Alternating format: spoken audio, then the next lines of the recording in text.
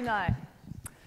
So, dating. Dating is one of my favorite topics ever.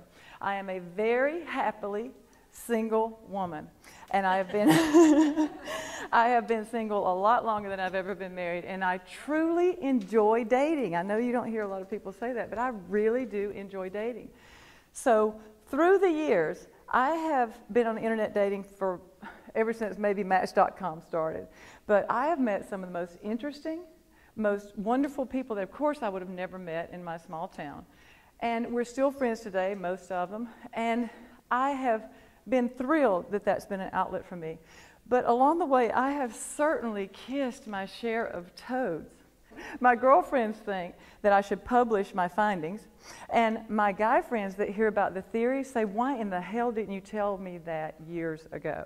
So I thought I would prepare a talk, and in the meantime, it would also give all of you guys an opportunity to hear some tips and tricks and theories that I've come up with along the way. So the first thing that I want to talk about is the initial meeting. And I think that this should happen fairly quickly, and there's a couple reasons why I say that, because anybody, I've discovered the hard way, anybody can be anybody online. And they can be a Romeo and everything, and then you finally get together, and it's not like that. So instead of using that emotional energy, you need to go ahead and set up that initial meeting, and this way you can see if that third party shows up for that meeting. And that third party is chemistry. And you will not know until you meet them in person. So what I always suggest we do is go to the pool hall. And there's several reasons for that. First of all, it's set up for fun. And you don't have to sit right across the table and carry on a conversation. And so that's one thing. Another thing is that you can tell a lot about a person. Like, you can tell a lot about their personality. You can get a big soundbite about how they win or lose. And not only that, you can check out their ass. And so that's exactly, and remember, they can check yours out as well. Don't forget about that part. So the real reason I like to go to the pool hall, if I'm going to be honest, is that I like to see how a man chalks his stick. Now, what do I mean by that? There's only two types of guys, what I've noticed in all these years. There's a guy who really doesn't care that much about pool. He's probably not very good at it. And he's just kind of out there for the casualness of it all. And so here's how he chalks his stick and shoots. Okay? That's the first guy. And then every once in a while, you get this guy. And this guy takes his time chalking the stick.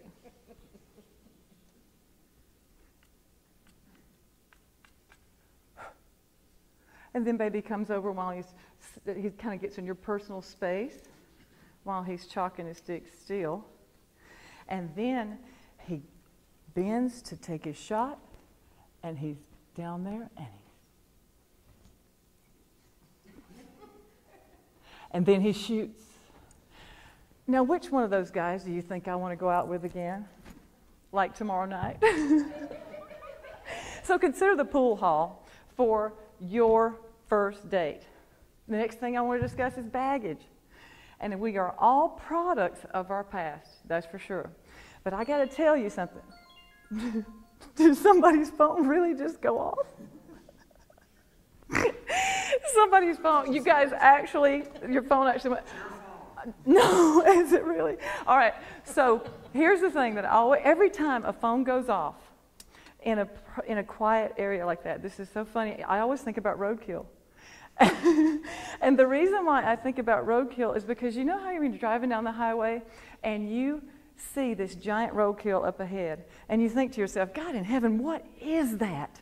But you don't want to look at the roadkill. So I don't. So I keep going like this and I'm like, don't look, don't look, don't look. You get closer and it's in your peripheral vision. Don't look, don't look, don't look. And then when you get up on it, you're like, oh my gosh, it's a deer.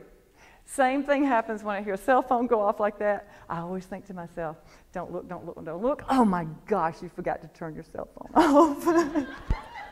So the next time you see a roadkill or the next time somebody's phone goes off, I bet you'll be thinking about me. But anyway, back to the baggage. Your divorce will never be as important to your date as it is to you. And that person also does not need to hear it or want to hear it. So it's something that you need to make sure it's raw and it's hard for you, I know that, but you don't need to bring it to your date. So one of my favorite questions to ask when I go on a date is, tell me your story.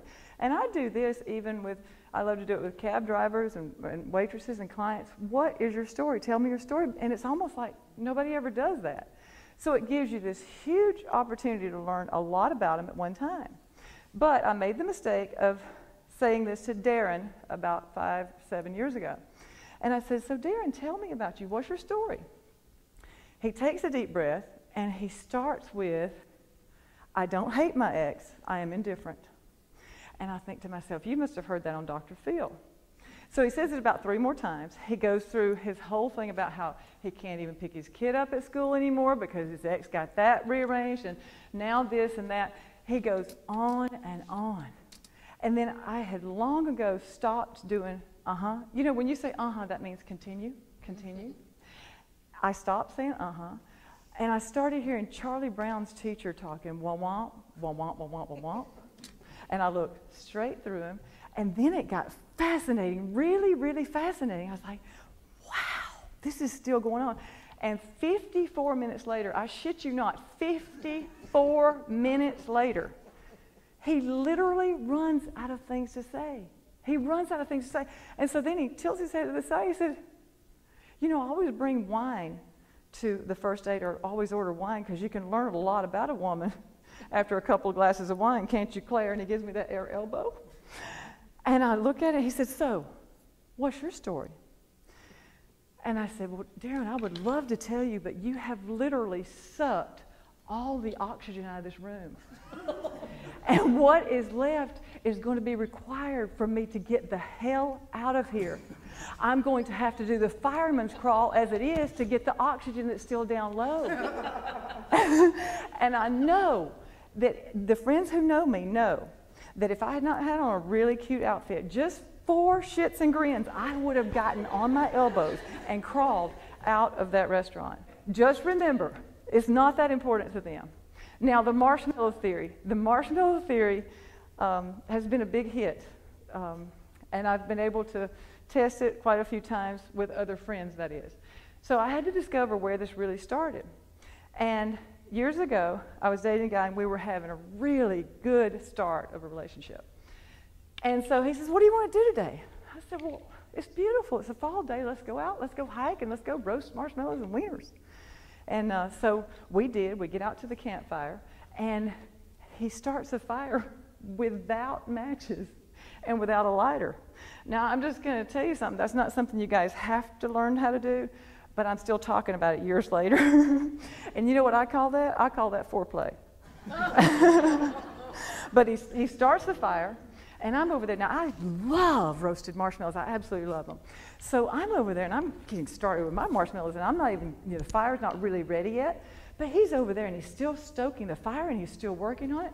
And then I look at him, and he's leaning in, and he's going, he's checking the heat on the fire. Then he surgically skewers the marshmallows, and then he goes back. You know, it's ready. Then I long ago stopped roasting my marshmallows and started watching him. So he leans in, perfect timed rotisserie. And I don't know if you know this, but those little marshmallows that we had back then, and I can't imagine the ones now, but those little guys will turn to the size of a tennis ball. I did not know that until this night. So he has these beautiful marshmallows going, and I'm like, I am just in awe. And so he's continuing, and then all of a sudden he scorches the top corner, not even burns it, but scorches it, and he flings those beauties into the fire. And I'm like, what are you doing? And he said, I can do better. And so he surgically skewers the next two, leans in, and then he starts roasting. And what seems like, I don't know, maybe 10, 20 minutes, he is still, and those babies turn from white to off-white to alabaster this size. It was unbelievable. I was like, and then he does the most incredible thing, ladies. He gets up from the fire. Now, no leg, no hands required. He's strong. So he gets up from the fire, and he walks just like he's walking on a tightrope. He comes around the fire to me. He bends down, and he presents me with these alabaster, puffy pillows of perfection. And I took a bite of that marshmallow. And when I did, the marshmallow went poof. I swear it did. It just went poof. And so I thought to myself, that is the best marshmallow I've ever had in my life. Well, it turns out we roasted more than marshmallows that night. And it turns out that he was just as good a lover as he was a marshmallow roaster. So I thought there may be something to this. So fast forward a few years, hitting it off pretty well with another guy. So he says, what do you want to do? It's a beautiful spring day. Let's go hike. Let's go roast marshmallows. Sure. We get out to the fireside, and he uses a lighter to start the fire. And I know that's not fair to him, but anyway, he lights the fire. And then he uses the method that I call the char house grill. And he goes, burn it, blow it out, burn it, blow it out, burn it, blow it out. And it turns out that's exactly how he was in bed, too. Burn it, blow it out, burn it, blow it out. And so I just remember, as I was pulling away, I just remember saying, thank you, Ted, for getting me one toed closer to my prince. So I started thinking, how can I go ahead and get to this right away without me having to go through all this emotional energy and spend 2 or 3 months getting to know somebody and that kind of thing? So at the pool hall, I start saying, what are your 2 favorite things on this entire planet? You know, you're getting to know each other. And I never hear what they say because I can't wait for them to ask me what my 2 favorite things are. And every time he'll say, what are your 2 favorite things? And I'll say, I love a perfectly ripe watermelon. And I absolutely adore roasted marshmallows. And I'll say, do you like roasted marshmallows? And he'll say, well, yeah, who doesn't? And I'll be like, well, how do you like your marshmallows roasted? And he says, oh, I burn them and blow them out. So I go over here and finish up my drink. And then I look at my watch and I'm like, oh my goodness, my son just texted, our bunny rabbit died. I'm going to have to head home. So you might want to consider doing this a little bit early into the relationship, figuring out about the marshmallow theory. I have checked it with a lot of girls, a lot of guys, and now I know every guy in this room is going to start roasting those marshmallows to the size of tennis balls. I know that for a fact. So a few hacks that you need to know. First of all, somebody's phone did go off. And you know what I thought about? Roadkill. So anyway, the first hack that I want to talk about was just be honest in your pictures. I'll tell you what, ladies, I am a huge lover of art, but some of your selfies are nothing short of a masterpiece.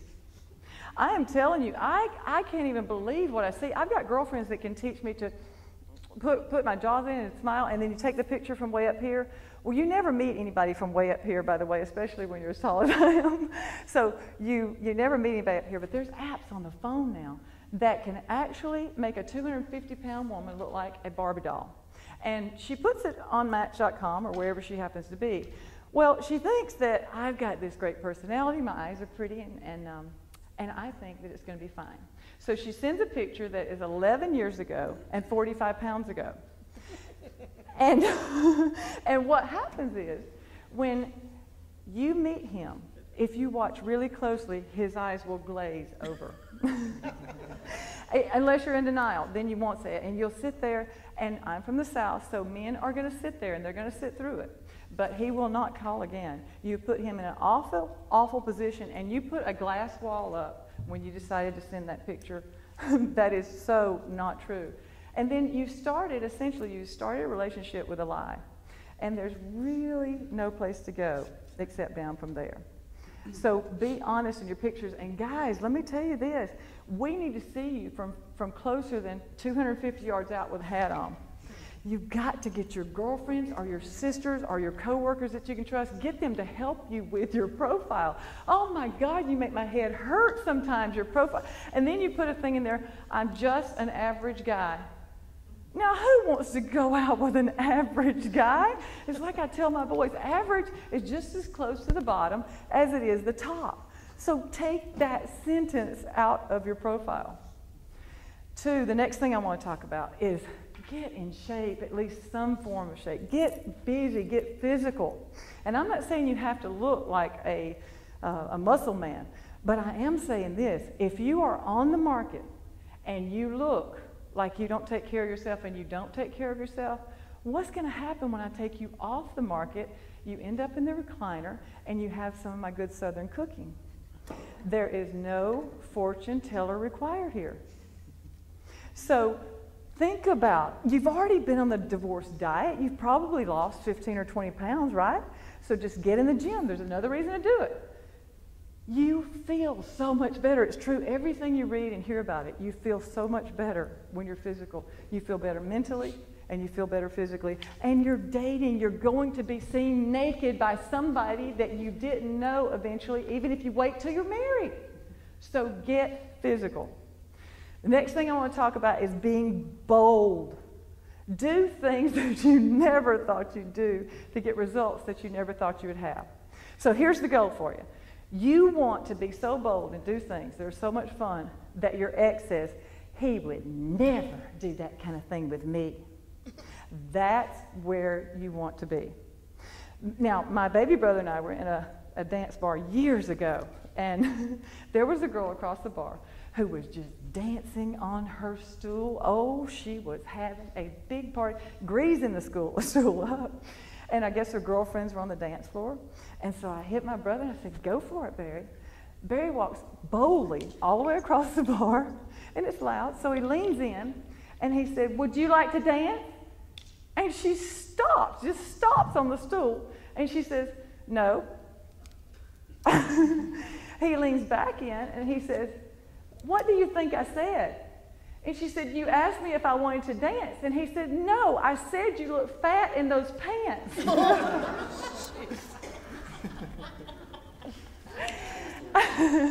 And then several years ago, 15 maybe, I was at a birthday party, and there was a guy across the room, and I tell you, the chemistry was so strong that I could feel him all the way across the room. And so my girlfriends and I were always betting each other and playing jokes on each other anyway. I said, I'm going after him. So I go up to the bar where he's sitting, and I acted like I had to get a drink. And so I accidentally bumped him. I said, well, hey.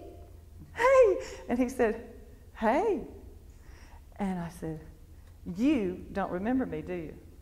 And he said, oh, I would remember you. Now, that's a good comment, by the way, guys. But he said, I remember you. And you could see him doing that Rolodex, that mental Rolodex. And I'm going to tell you what, I was cute back then, too. So he's doing this whole mental Rolodex thing. And then I said, you told me you weren't drunk that night, you son of a... And I turned to walk away, and when I did, he grabbed my elbow, and he says, now I know you're messing with me because I don't drink. Number one, the only time I've ever been drunk is on my 40th birthday when my friends were buying shots, and I was just with my friends. I have never met you. I would remember. And because of that boldness, I had one of the greatest relationships of my entire life. It was absolutely one of the best love affairs ever. We traveled together. We had such a great time. And the only reason that ever came about was boldness. And I know that some of you have a little tougher time with it than others, but I'm telling you, do something that you never thought you would do to get results that you never thought you'd get. The next thing I want to talk about is safety. And it's going to appear that I'm telling this to the women, but I'm not, because I have talked to many men through the years. And women are some psychos out there. So I always suggest, and I promised my brothers years ago, that I would use my middle name. And that way when the phone rings and somebody asks for Claire, I already know that it's about a date too. But if you came to my town and you looked for Claire, you would not find me. You might find me if you use my name, my full name. And I even put on the profile that I use my middle name until I feel safe. And if a man doesn't understand that, or if they want to have a little bit of an attitude about it, they're just really not my man. And that has happened a couple of times through the years. They think I'm playing a game. But safety is very, very important. I do not tell them what car I'll be driving. I go to it's coffee, pool, drinks. It's never a dinner because that takes too long if it's not going to be a good exchange. So do something initially like that. Also, it's important to remember that these guys, the women, the things that I see come through, this one guy told his girlfriend of 3 weeks where he worked. She sent him a box after he put her on skates She sent a box to his work about yay big, and he's digging through it, didn't know who it was from, digging through it, you know, the shipping things. And when he's digging through, there's shard glass in there. She was trying to get him to cut his hand. That is psycho. And then I had another guy that told me that his girlfriend, or the girl that he dated, called the HR person at work and said, Johnny has been smoking weed with me. You need to have him checked. Now, that is his livelihood. That is some psycho nut bitch right there. So you really need to think about it, not just the men, but the women as well. You need to be thinking along those lines. Always do safety. Ladies, let me tell you this. Men love to take care of us, but there is nothing sexy, and never will be anything sexy, about you having too much to drink and them having to hold your hair so you don't blow dinner chunks into it. So if you're drinking too much, think about this. Do you have a drinking problem? Do you not know how to drink? Or are you too nervous and it's just not time for you to be out there yet? So think about that.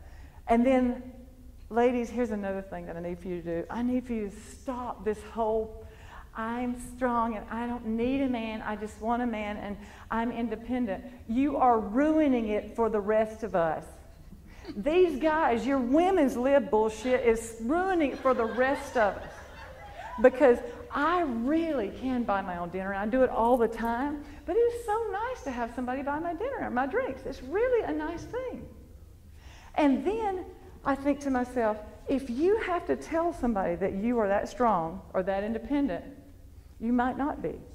And if you are so strong and that so independent, then why don't you buy both your dinners and both your drinks? But leave the rest of us out of it. Poor guys don't even know whether to shit or wind their wristwatch at this point, especially the guys in the South. So the next thing I want to discuss, men, we know you have a penis and we know you have a chest. That is part of the reason why we're going out with you in the first place. But I got to tell you, we do not need to see that till way down the road. So when you are feeling frisky and you think that it's a good idea to send a picture through text, and it always starts the same way. Hey, do you have any sexy pictures? No, I don't. And he says, well, after a few minutes, he writes back and says, well, I got a couple. I don't reply. And then he says, would you like to see them? I said, yes, I would. So he sends the picture through, and as soon as he sends the picture through, I delete his immature ass from the phone, and then I start a group text with all my girlfriends, and I show them the picture that I just got.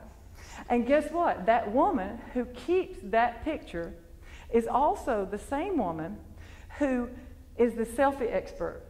And she just sent you a picture that was 11 years and 45 pounds ago, and she's getting ready to kick your damn teeth in. So I'm telling you, I'm begging you, stop it with the porn poses, please. And the last thing that I want to tell you about is to just relax and have fun with this. Stop thinking about a partner for life. Stop thinking about, is this the one? Think about this. Am I about to make a new friend? Am I about to learn something about a career that I never knew anything about? Everybody's got something fun. Everybody's got something cool. Everybody's got something cool about them, and you can learn all that from them. So what I do right before I go on a date, maybe a couple hours before, I'll send a note and I'll say, Dear Daryl, I am so looking forward to meeting you for the first time and getting to know your heart and having a great time tonight. No pressure, okay? And you know what? Maybe we'll end up friends no matter what. So let's have a great time. See you at 7. So see, that is a pretty good thing to do before a date, to kind of let go of the whole seriousness of it all. And then I'll send a P.S. past that, and I'll say, P.S., how do you like your marshmallows roasted? Thank you guys so much for being here tonight. Carpe diem, Sydney!